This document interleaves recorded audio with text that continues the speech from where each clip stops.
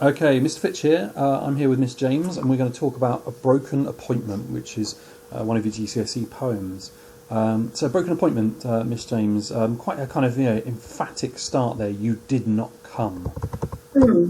Well, I think even the title is worth looking at, isn't it? Because if you think of the word appointment, that suggests something that's agreed, isn't it? Formal, isn't it? Yeah. Yeah, you know you're going to go, the dentist knows you're coming. But we've got the idea of disillusionment with the title because it's a broken appointment. So the idea of it's not been kept for whatever reason there. But even an arrangement that didn't happen. Yeah. But yes, you did not come. It's sort of a bold statement, isn't it? It's monosyllable. It's a bit like a rebuke, really, isn't it? Yeah, absolutely. You did not come. He's angry, isn't he? This speaker. I think even appointment at the start there. You wouldn't have an appointment with someone you're in love with, would you? It sort of suggests a sense of detachment right from the off. Here, the fact that they're not perhaps as close as he'd like them to be. And this is something that's kind of emphasised throughout the poem, I think. Yeah, so you did not come. It's quite accusatory, I read that line, as, he's bitter, isn't he? He's angry. Yes, that's right.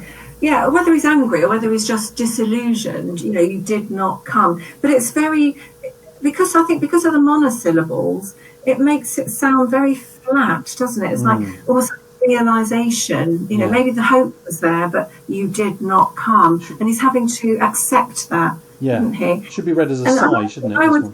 Sorry, go on. Should be read as a sigh. You did not come. It's kind of regret and what have you. Go on, keep going anyway. Yeah. I don't know. I just get this picture of him sort of waiting under a tree, waiting and waiting and waiting. Marching time drew on. He personifies time, doesn't he?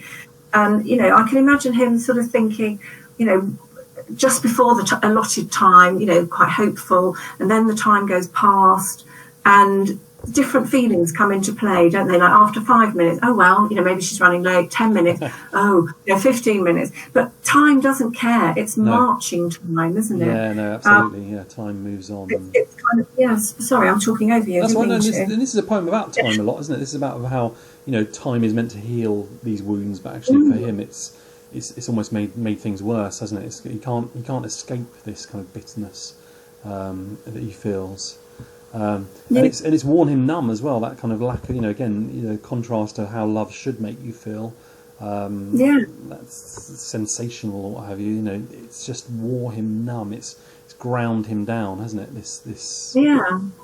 And it could imply some kind of shock. Because sometimes if something's shocking, you could feel numb, but then later on the feelings will kick in.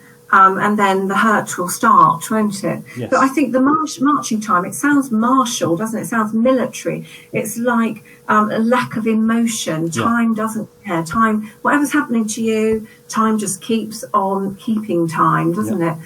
Sometimes we think, oh, this lesson's going on forever. Or, well, I'm having such a good time. Time's going really quickly. But it isn't actually. It's always going at the same pace, isn't it? Yeah, it's that endless, isn't it? And it doesn't care for humans, does it? Or emotions or feelings. It just continues marching on and on and on.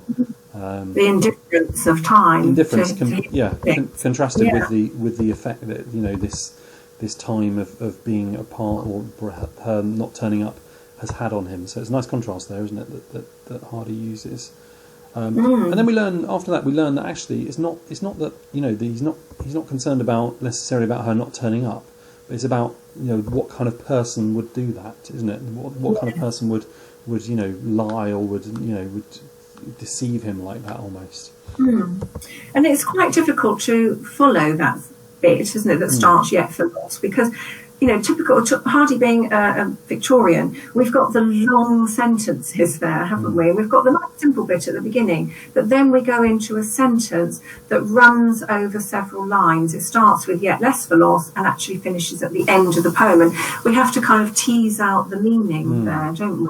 Yes. So when he says less for loss of your dear presence, he's going to tell us now about what really upset him. Yeah. So what really upset him wasn't that her dear presence wasn't there, that she didn't turn up, but it's what he found wasn't in her makeup, her character. Yeah, that's interesting, isn't it? Something's missing, isn't it? He thought she was one thing, but it turns out she's something else. Yeah, I found us lacking in your make, like you say, your character, isn't it? that actually by you not turning up, I discovered what kind of person you actually were. And that's very important, isn't it? It's not the fact she didn't turn up; it's the fact that she didn't turn up, and therefore he realised what a person she was. So he was sort of deluded about her, wasn't he? And maybe that's the more upsetting thing, more upsetting than the fact that she didn't turn up. So what is missing in her character is high compassion.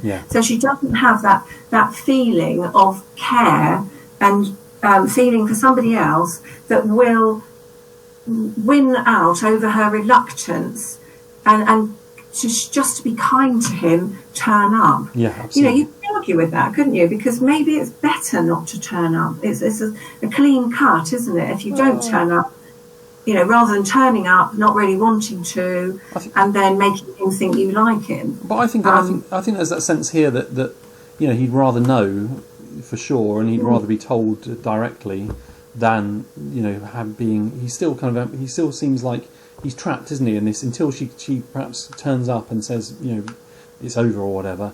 He's trapped in this kind of time forever, this eternal kind of purgatory almost, isn't it, of not knowing perhaps, or not being sure. Or maybe fooling himself even, because he doesn't know very well, does he? Yeah, he's saying here it's better to shoot the puppy than to leave it kind of unclear of what's going on. He obviously does care an awful lot, because he's used that word grief or grieved, and that does imply a loss, doesn't it? We grieve when we've lost something. So he actually does almost feel it like a death, doesn't he? Grieved I, when as the hope hour stroked its sun. I mean, presumably the hope hour is the allotted time when they should have met.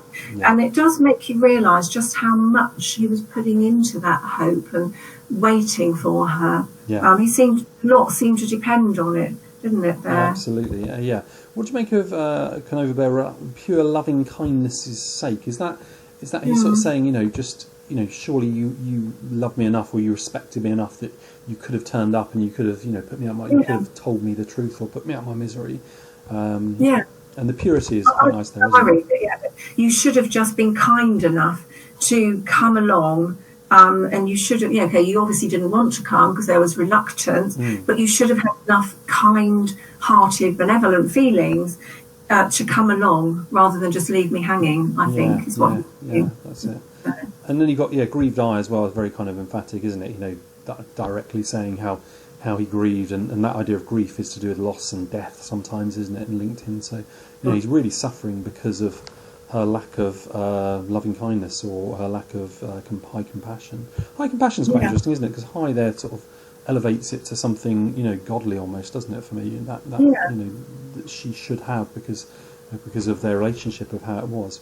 And then, of course, we've got a final line of the stanza again. You did not come. We didn't talk actually about the sort of the length of that stanza, that line as well. You did not come. It's half a line, isn't it? Almost, and implying his his lack of closure, if you want.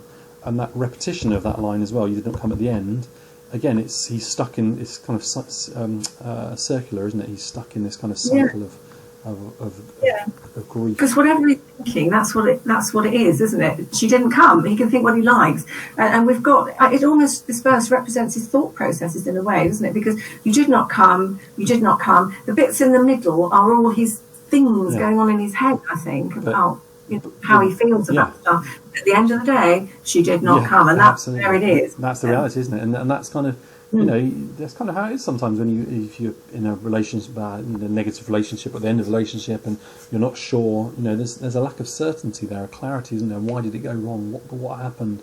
But ultimately, it's happened, and perhaps I'll never answer those questions, and it's quite frustrating to kind of deal with that, and takes a long time to get over. Yeah. And I think in the verse, the way he's written it, with the language that he uses, is quite interesting as well, because we do have a lot of monosyllables, and he's using assonance as well, with less for loss. So we've got the monosyllables there, and we've got the assonance, which is, we've got the same sound, but the vowel sound is different, the eh and the o. And I think they're quite hard hitting, these monosyllables.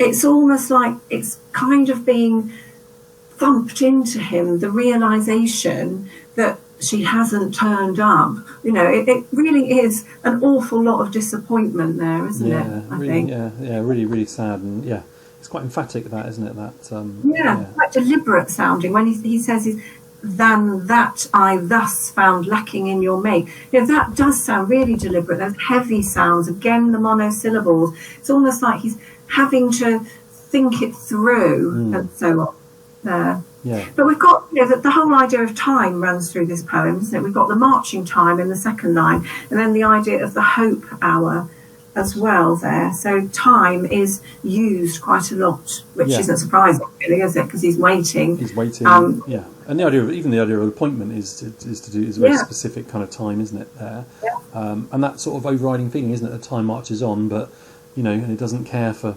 humans and emotions and feelings and things like that. It just continues, and as well, I guess, as I think we see this in the second stanza, but as time marches on, it's not going to get any better, is it? It's going to sever, and it's going to get worse. He's never going to get this back, essentially. Perhaps this closeness that he once felt with this person.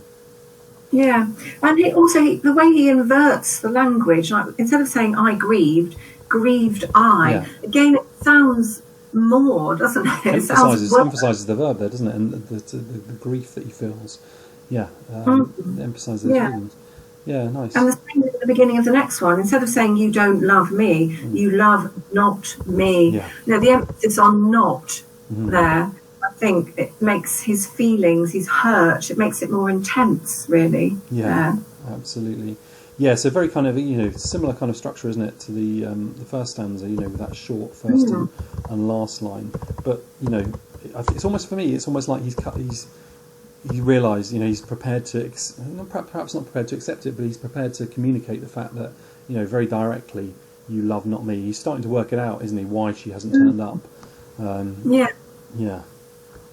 So I think by the end of the poem, there's resignation, isn't there? There is acceptance and despondence. Because there's nothing to give him any hope at all, is there? Yeah. By the end of the poem. The fact that we start and finish, the lines are the same at the beginning and end of each verse. He hasn't moved on. No. That will come later, won't it? At this point, he's just having to accept, isn't he? Yeah, really, absolutely. But he still, he's accepting, but he still can't get over it, can he? He still can't accept that she wouldn't come to soothe a time-torn man. Which we'll come to, obviously. So let's just go through sort of line by line as we do. So, and love alone can lend you loyalty. I know it and knew it. What do you make of those couple of lines? Love alone can lend you loyalty. We've got lots of l sounds, haven't we? L being repeated, and language or letters can have different effects. And I think with the L sounds, we've got a kind of lilting quality to it. Which you could argue expresses longing there. Yeah. Because he realises love alone can lend you loyalty, and she hasn't got love for him, so she's not going to be loyal to him, and that's hurtful for him, isn't it? Absolutely, and she's not loyal because she's not turned up. It's that lack of respect. He's kind of, he thinks, surely I was worth that much. Our relationship was worth that much for you just to turn up once more and see me. But he feels let down, doesn't he? And he feels, he feels jilted. And the fact that he says love alone can lend you loyalty, she doesn't have the loyalty. She has to kind of borrow it, and she didn't even have that. No. She didn't borrow.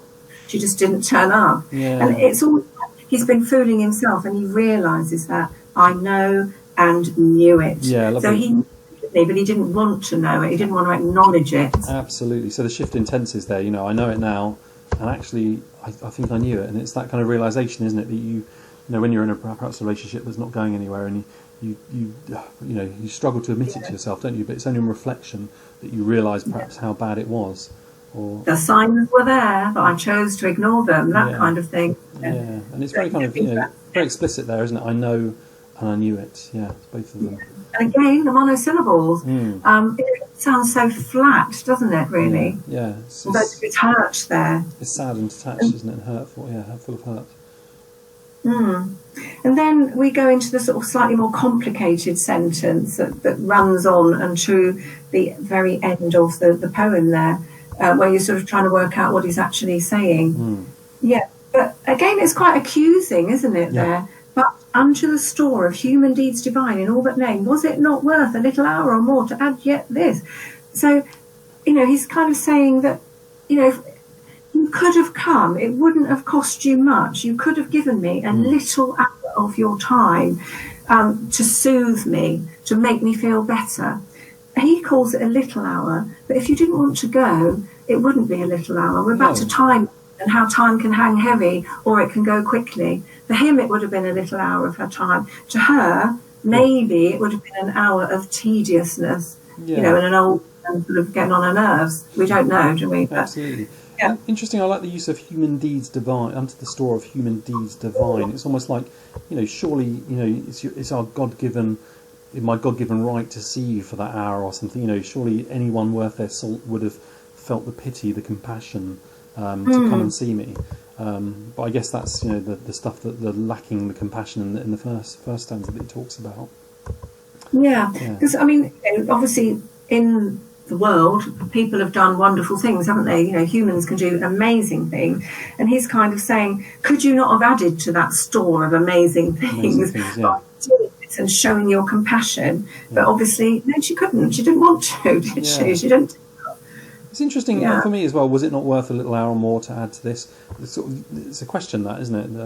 You know, was it not worth? But it's almost like he's asking that question, but no one's answering. You know, no one's answering. There's no one there to respond, and that sort of accentuates the loneliness for me. Yeah.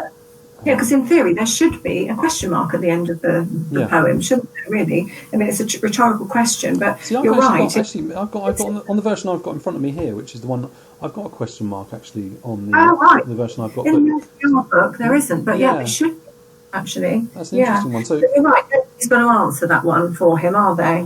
So we see that quite a lot. Just to make that clear to students, we see that, you know, different versions from different websites and what have you. Whether or not they're different versions from the poet or what have you. I mean, always go off the one in your anthology, I would say, which is I'm going to actually delete that off there and replace it with a full stop. But yeah, it's was it worth not an hour more to add to this? It's you know, it's just questioning, and the fact there's no one there to reply or respond. Excuse me, signifies, you know, how lost and how alone he is. Yeah. And his vision of her has been spoiled, hasn't it? Because she didn't have that high compassion, and she couldn't spare him a little hour out of an act of human generosity. So she's not what he thought she was, and that's hurtful, isn't it? When you've admired somebody and they've got clay feet. And it's wasn't. I like the idea of worth as well. Worth is about, you know, value, isn't it? And you know, he's been mistaken about her values perhaps, and what she deems important. And then we have this lovely, you know, after the colon there, once you, a woman, I like that, once you, that's looking back, isn't it? Once upon a time you were that sort of person who would be compassionate, who would be kind, who would come to soothe me, but now you're not because you don't love me. And I like that, you know, a woman came to soothe a time-torn man. Again, the kind of length of some of those words there, soothe a time-torn man. Soothe, with the long vowel sounds almost like, you can imagine like a stroke almost, can't you? Soothe. And then we've got the hard T's, the time-torn. Yeah, it's quite violent, isn't it, that? And actually he's been torn apart by time, and, you know, going back, you know, this is a poem about time, isn't it? About time marching on, and, you know, time marches on, and his anguish gets worse and worse throughout, because she won't come to soothe him. Yeah, and the torn links to the broken of the appointment, doesn't it? So we've got the idea of pain, and as you say, some violence there, really. Yeah. Yeah. Even though it be, but actually in the last kind of line and a half, or last line and a half there, even though it be you love not me, it seems like he's completely accepted, hasn't he, that she doesn't love him, and that's the reason for the broken appointment. And the way he's written it, you love not me, the negative not separates the love and me, so it's like the you and me, isn't it? It doesn't exist. There isn't one. It's very clever, I think, the way he's written it there. He has written it, he emphasised the not. You love not me. You know, does she love another? We don't know, do we? Yeah, we see that quite a lot, don't we, in our poetry, that you and me tend to be on the same line, and then separated by, you know, in this case, love not. And that, you know, I often talk about the importance of pronouns in my classes, and such a simple point to make, isn't it? But just looking out for those, and, you know, those being on the same line show the relationship, and then obviously having love not in between them demonstrates quite emphatically and quite explicitly in monosyllables there how they are not together, they are apart, and their relationship is broken. And again, we've got the short lines there, the sort of half line there, haven't we? And suggesting a lack of closure, a lack of it doesn't end well, does it? Again, he's stuck in this kind of circle of grief, if you will.